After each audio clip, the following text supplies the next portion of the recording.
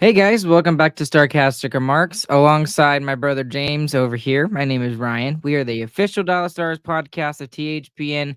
Go and use that promo code THPN next time you go and use DraftKings Sportsbook. We thank them for being our sponsor, as always, for these episodes. And unfortunately, tonight, James, I don't even know where to start. I guess we'll just start by saying that the Dallas Stars, did they even show up? They lost by a final score of 5-1 to the Philadelphia Flyers this evening. I apologize about the lateness of this episode for those of you that are watching live. Thank y'all for tuning in late with us as it's 10:20 on a Thursday night. Work kind of got in the way a little bit this evening, but nonetheless, we're still here to talk to you about a really crappy game and just our thoughts from this game overall. James, put it into words for some Stars fans how we're feeling right now. I don't know if you can even describe what that game was. I mean, if you see the final shot count alone, it's 15 to 43, and we had one shot through 30 minutes of play. So that pretty much sums up the whole night, I feel. It is taking every ounce of my being not to go off on this team right now. It really is. And I am so beyond frustrated. And the only person that I'm not frustrated with is Jake Ottinger. He is literally the only one that showed up tonight. And maybe a little bit of Matt Duchene. That's about it. Nobody else bothered to show up for this game.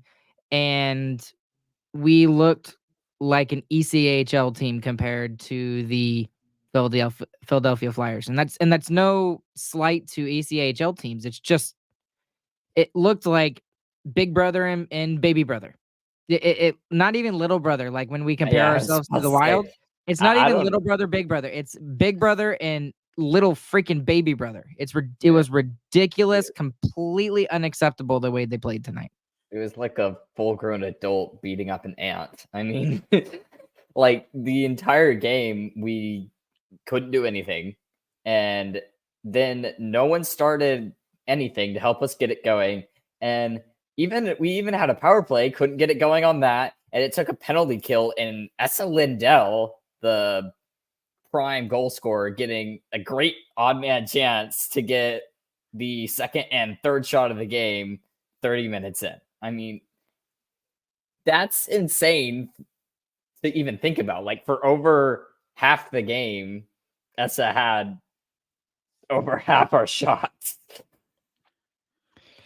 And I'm trying to be level-headed about this because the Stars have had a good season. They've played well for the most part over the duration of the season. And I understand these guys, this is their job. This is really hard for them to be away from their families and stuff like that. And I'm just going to flat out say it. Tonight was a complete waste of my time. It was a complete waste of every Stars fan's time watching that game tonight. I am surprised I lasted the entire game. I am honestly, genuinely surprised that I watched the entire game because I was going through this and I was just like, they're in the first period. I was just like, okay, they're getting like trounced or whatever, but you know what? They haven't scored a goal yet. And then, okay, there's a turnover and 1 minute remaining in the first period when Ottinger has basically survived you in the first period and you let in a goal, and that's a backbreaker right there. And then after that, it was just negativity after negativity after negativity in my mind. Yeah, I mean, to me, it wasn't even worth watching after the first period. I mean, we've had bad starts before, but this was something entirely different. I mean, this wasn't a bad first period start, which we've seen from the Stars multiple times in the last couple of games, where they just turn it on in the third period. That's not what it felt like tonight. It was very, very different. It was obviously different. We were getting outworked on every puck battle on the boards. It felt like we were losing 90 to 99% of those. And then we couldn't make two passes to get out of our own zone. We couldn't get it past the one shot blocker whenever we would get a rush chance, which were very few, but we had more than one of them in the first period. I'll tell you that much. And then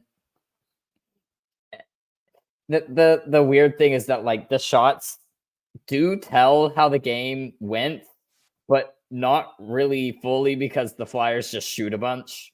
The third period kind of enclosed how the game was actually going, in my opinion, which was the Flyers had all the pressure the entire time. They got a couple of good rush chances and some great execution. I mean, if the Flyers were executing as well as they were in the third period, they would have put up 10 on the Stars tonight. I don't even know where to start with everything that you said, but I guess I'll start with this one. In the first period, I was completely hacked off with the way they could not get out of their own zone. And you know what? Give credit to Philadelphia. They absolutely were by far the better team tonight. Like, not even close. This game should never have been 2-1. Never. It easily should have been 4-0, 6-0, 7-2, 7-1, whatever you want to call it. It should have been like that tonight. And one of the biggest things that they just couldn't get going, they couldn't get out of their freaking zone. Could not get out of their freaking zone the entire game. And the only thing that even sparked a little bit of interest from this team tonight in trying to get back in the game is one bad turnover by I don't even remember by Philadelphia, and then Duchesne happened to be there and Sagan potted it away. So on their fourth shot of the game, halfway through the second period, I wasn't even the thing is I wasn't even ecstatic about the goal. I was just like, oh, great, okay, because we were getting completely steamrolled by this team tonight in every aspect of the game. Every aspect of the game. And it really felt like that goal should have like jolted someone. I mean, you look up at the scoreboard, the shots were at that time 4-28, and you are one shot away from tying the game. Like, you gotta take that. You're not gonna get that every night. And Otter held us in for the first two periods, and in the end, we kind of just let them out to dry because we're trying to push too hard and we're doing the same turnovers just at both blue lines. And you're exactly right, because it wasn't just the blue lines, it was in the neutral zone too. It was absolutely in the neutral zone too. And I'll talk about one particular player that really hacked me off tonight that may be a surprise for some of our listeners, but we'll get into that in a second. I want to talk about something positive, at least for just a moment. Ottinger continues to be really good for this team. I mean, he faced, what was it, James? 45 shots is what you said? I think it was 43 by the end of the night. 43, but regardless, I know you said that the Philadelphia team is a very high volume shooting team, and yeah, they are. But it's not like that they didn't get some grade A chances. In the first period, there weren't as many. The Stars, I thought, did okay in limiting the chances. But then after that first goal, it was just, slot shot, shot off the rush, penalty shot here. I mean, I don't know. It was just extremely frustrating to watch that, and Otter was the only bright spot in a really crappy game. Yeah, I honestly can't even take anything from this game because we didn't even see the Stars play, honestly. I mean, they end the night with 15 shots. That's the lowest it's been in a long time. And it really, the first period was where it all started, where you get one shot on goal for 20 minutes. That's inexcusable. Even when you're getting forechecked hard like that, you can't get out of your zone. When you get in the other zone, you got to throw it on net. You got to make it there. Even if it's like a nothing shot. We saw that with the Flyers all night. They had a lot of nothing shots. Not all of them, obviously. They had a ton of slot shots too. I probably split it right down the middle. Okay, they had 20 shots from the slot, which is crazy, by the way. That's a ton. And then 20 shots from outside. And we had 15 in the entire game. Let's talk about Ardell was like setting us like a outline over here of things we need to talk about. His first comment over here. Philly and Torts are the real deal. Torts has the Flyers balling out. Absolutely. Yeah. And I told everybody this, like, probably back in mid-December, maybe early December. I was just like, this team is better than what people think they are. They think the Flyers, and they think the Flyers of the last couple of years. And they've gotten some of their players back, especially Sean Couturier, who I don't think he played tonight, did he? I have no clue. I have no idea because I was just so flabbergasted with the game, play. but he did play. Okay, but they got him back. They got Atkinson back. They're getting pretty decent goaltending out of a rookie Arison and also from Carter Hart and some other guys. So it's just he's doing a really good job with that team down in Philadelphia. John Tortorella is. So James, you got anything to add to that? Yes, he's doing good with the team, but the way Tortorella teams work is that they just outwork you every single game. And that's what it felt like the entirety of the first period, was that we were just getting completely outworked. We weren't fighting for any puck battles. We were making lazy passes out of our own zone that were constantly getting cut off. We were trying to enter the neutral zone before it even got to our own blue line. Multiple times that happened tonight, where we are skating up the ice before it even gets out of our own zone. And they were forechecking like 3 or 4 all night long. It really comes down to the work ethic on that. I mean, it was atrocious tonight, and the Stars got away with a lot of that the past 5 games. I mean, I didn't even notice. Like, we were talking how they scored 3 goals in 3 straight third periods. It was actually 5 straight third periods. They scored 3 goals in 5 straight third periods. They were totally doing nothing for most of those games. And they're just relying on skill at the end of the game to execute on a couple of plays and win. And that's a really, really dangerous place to be. And the Flyers is exactly the team to shove it down your, whatever you want to call it. But it was like, this team feels like they haven't been working hard to get to where they are. And that game kind of proved it to me. I mean, they're fully laying back, relying on their skill to win these games. And that's the exact game to prove it. Yeah, it's just we're speechless on this game, honestly.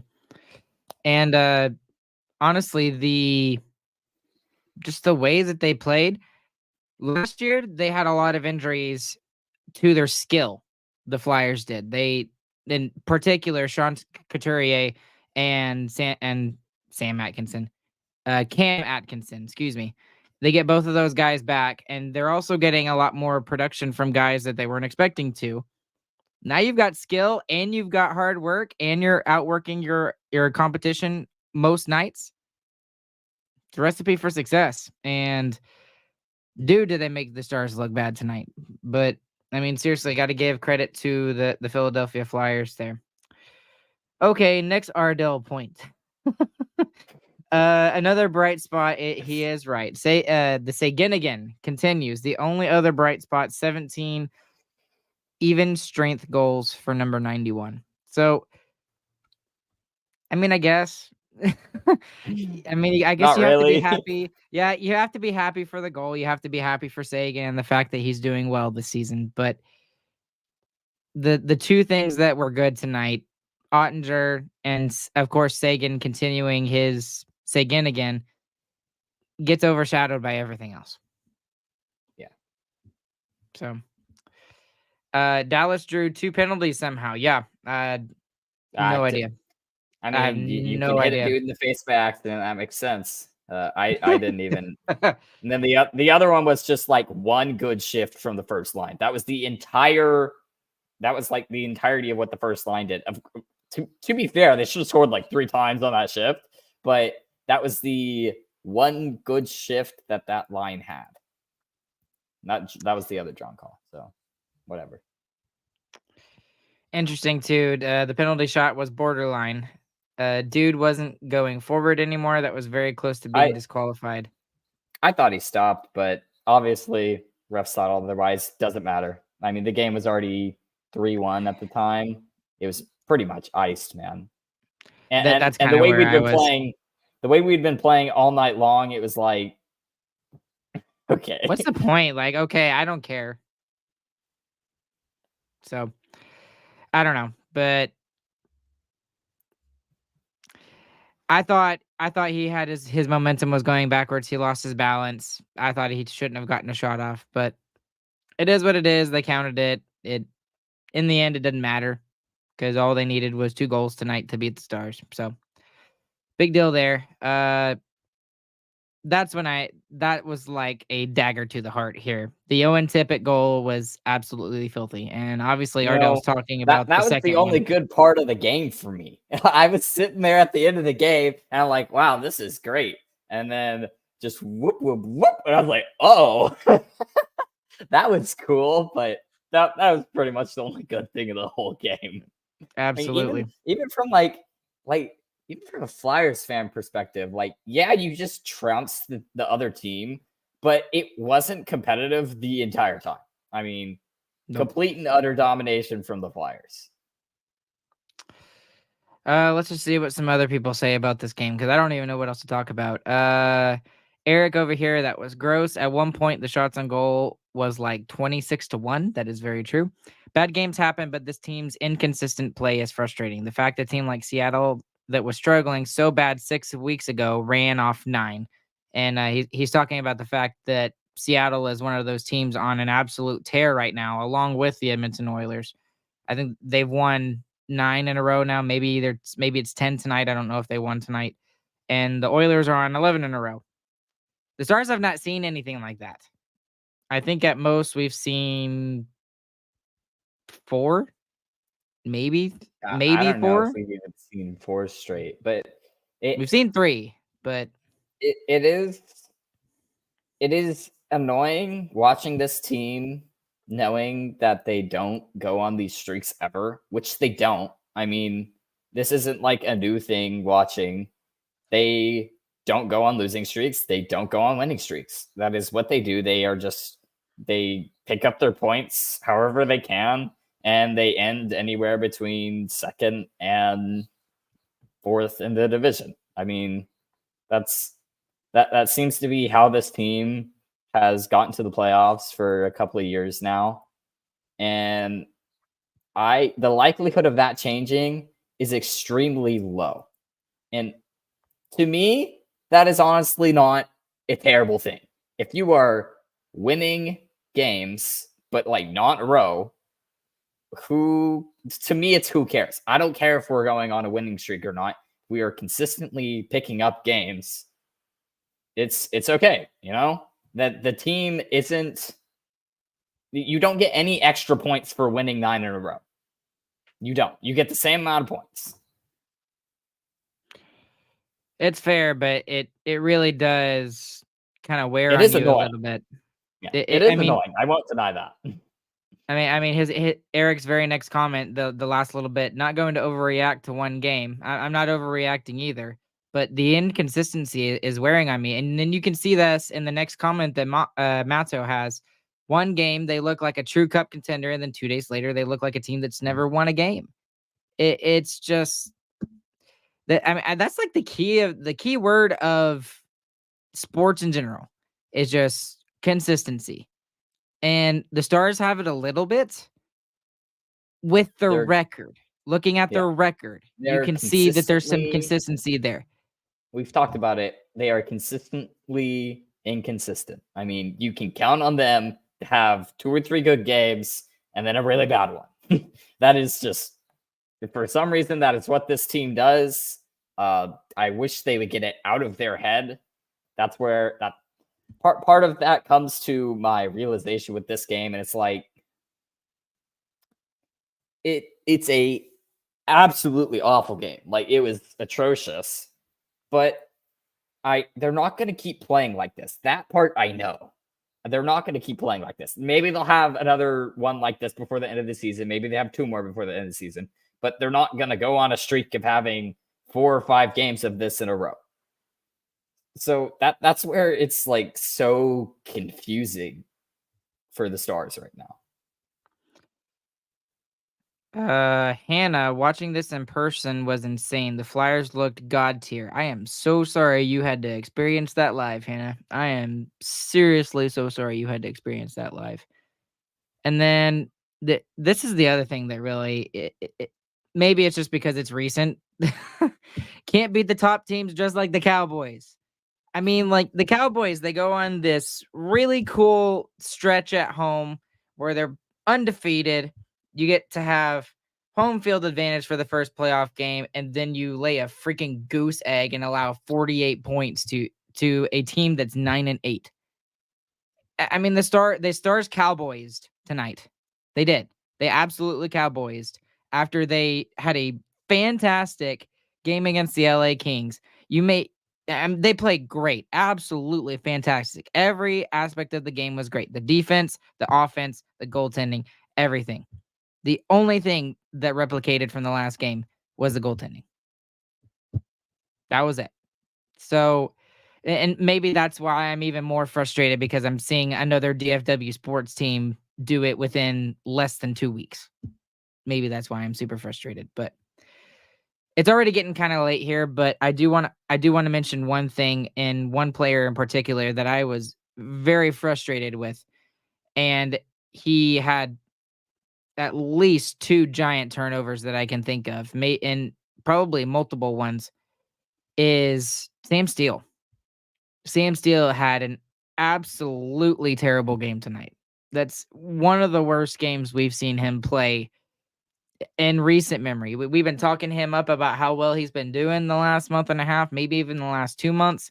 And he had a turnover at the blue line. He had a turnover in the neutral zone that led to the penalty shot that Lawton would score on. And then he even had some in his own defensive zone. So again, when I'm trying to be as fair as possible when I try to be on this podcast, but when a guy is doing really well, especially when we criticize him a lot, like when we talk about Suter especially, he needs to be praised. When someone is normally praised and he has a really bad game, he deserves to be criticized for it. Now, hopefully this is just a one-off and done, and he will be immensely better in the next game. But I don't know if you saw that as well or if anybody else saw that, but that was one particular player that really, really stuck out to me in this game when it comes to just bad plays defensively. Yeah, you could pick out anyone tonight though and see all those. Steele definitely didn't have a great night, but the lines above him didn't help either. I mean, the Sagan line had one good forecheck turnover for a goal, and the Johnston and Hintz and Robertson line didn't do anything until after a goal was scored. Really, I mean, there was just nothing great tonight. Constantly turning over the puck in our own zone, not getting it out, not really doing anything, honestly. And halfway through the game, I thought like maybe we'll flip Pavelski back to the top line, throw Johnston back on the third line, put Steele back down, but really, what was the point? There wasn't a point. There would have been no point. Exactly, everybody was flat. They were not playing well. Nobody. That's exactly what would end up happening. I mean, we would have had the same result because no one was playing at all. And if you could shuffle the lines around or whatever, I don't think it would have done anything. And honestly, I'm kind of glad he didn't because they all sucked. No one deserved to move up in the lineup. Everyone deserved to move down in the lineup. If we could have had 4 fourth lines, we would have had it tonight. But unfortunately, unfortunately, you have to put people on the ice. And I thought the best we looked tonight was offensively, at least, was on the penalty kill, and we still found a way to give up a power play goal to the worst power play unit in the league. I mean, at home, yes, at home. So it's on the road where our best penalty killing is. It just seems to be how it works out. But yeah, everyone sucked tonight. I don't have any particular person to pick out for you. One more question for you, James, and then we'll do biggest winner, biggest loser. You're Pete DeBoer. For the next game, what do you do?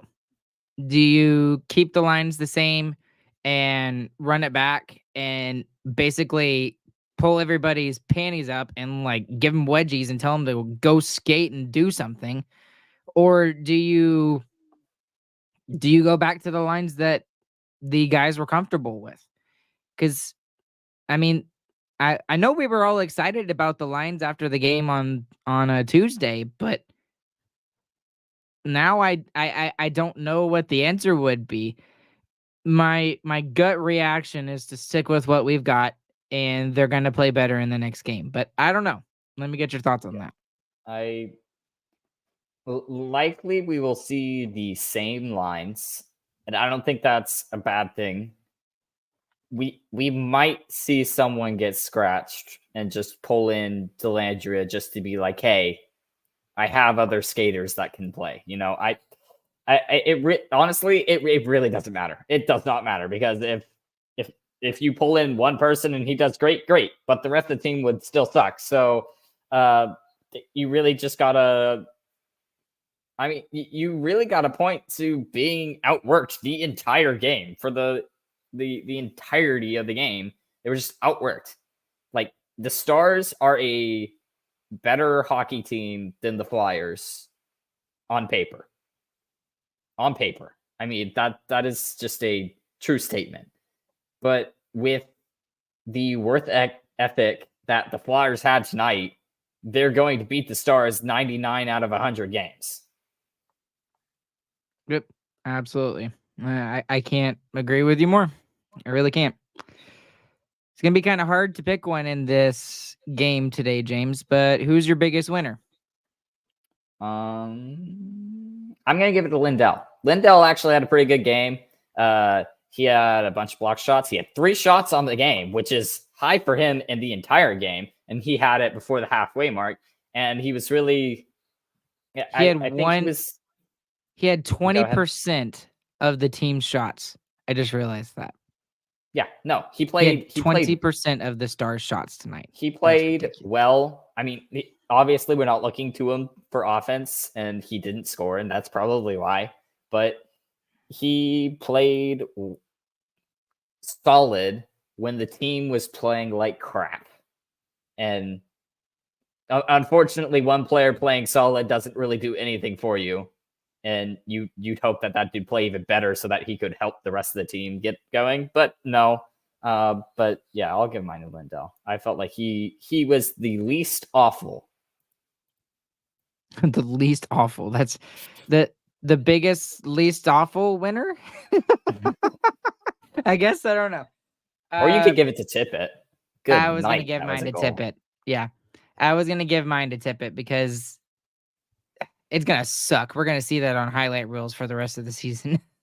Dude, we might see that on highlight reels for years. I mean, that goal was sick. Yeah. But in all reality, I'll give it to Otter. Just to put a Stars player on there as well. He was the only guy that showed up tonight. Maybe Lindell a little bit. No one else showed up. It was just him trying to do everything. That's it. That's what he was doing. Biggest loser tonight. I'll go ahead and say mine because I kind of went off on a little bit of a mini rant, but Sam Steele. He was my biggest loser tonight, just based off of the fact that he was slow, just like the rest of the team, but his particular turnovers were egregious to me because of the timing of them and where they were and the fact that it led to numerous opportunities for the Flyers. So he's my biggest loser. What do you got? I would give mine to Hanley for getting caught on 2 separate rush chances, but I'm not going to give it to Hanley. I'm just going to give it to the entire Stars team because they all sucked and they all looked bad, and I never want to see them play like that ever again. And again, what I honestly, James, and maybe you can tell me if this is true. If I was the same way that I was a couple of years ago when I first started this podcast with you and Chris, I think I would probably be yelling at this point. Like I probably would have already gone on a long rant and been yelling at the top of my lungs and stuff like that. But the fact is maybe I'm just used to it. I don't know. I'm just used to this gone numb. consistently. Yeah, exactly. this consistently inconsistent team. I don't know what to tell you. Maybe that's it. But this really felt like a game that I should have been fired up for, and I should have been yelling at a bunch of players for. So. That's definitely true. The team's also in a different spot now. I mean, we're not fighting for a wild card spot anymore. We are still like 9 points up into our spot. I think it's only 8 now, but we're still up there. But I mean, this was a game. Still doesn't make me feel any better. No, not about this game. But this is one that you could probably talk to about yourself for an hour and a half. Right. That's exactly what I was thinking. Right. I was just like sitting there contemplating like I don't even need to talk it to anybody. Like you could have done this by yourself, or I could have done this podcast episode by myself, and it would have been the exact same thing. Just like mumbling the whole time. This is what it feels like. Like we're just mumbling the whole way through this podcast episode. But seriously, I really hope we don't see the Stars play like this again on Saturday. And they've got a back-to-back Saturday, Sunday coming up, and it's not going to be easy. I haven't even looked at who the teams are. It is New Jersey to New York, so it's kind of it's not a bad travel back-to-back, but it is a tough set of games there. Well, it's two teams that are fighting for a playoff spot right now, so you know they're going to be very desperate, and they're going to be playing desperate hockey. So that's even more dangerous. Yeah, more desperate. I mean, you have to be. The Flyers are in a tough division where everyone is fighting for a playoff spot right now. We are in one of the only divisions that is not having to like fight at the top for a playoff spot, and it showed tonight. Definitely showed. I mean, it was atrocious. And with that, at least we can say this. The Minnesota Wild suck. Biggest loser every day. Suck. Thank you, Ardell. So that does make me happy. And on that note, we're going to say adieu. James, you got anything else? No. I never want to talk about this game ever again. And yet we're going to see that highlight for forever, unfortunately. Don't remind me. Thank you guys for those of you who are listening live. We appreciate y'all staying up late with us. Again, sorry for having to do this late, but I didn't really have a choice with work and everything. It was just the way that it had to work out tonight. And James, thanks for staying up late and doing this with me. Appreciate you, bud. Thank you to DraftKings Sportsbook for being our sponsor. Use that promo code THPN. Those of you that are listening live or that are listening afterwards, if you like anything you've heard, please consider leaving a 5-star review anywhere you listen to your podcast. That is seriously the best way that you can get us growing. And also, please go and check out sarcasticremarks.com and sarcasticremarksshop.com. That's all of our merch, and that's the best way to support the work that we do here. Along with James, my name is Ryan. We're exhausted after watching a crappy game, and we'll catch you guys on the flip side. Hope you guys have a good, fantastic morning, afternoon, evening, whenever you guys are listening. We'll be back with you guys again on Saturday. Have a good evening.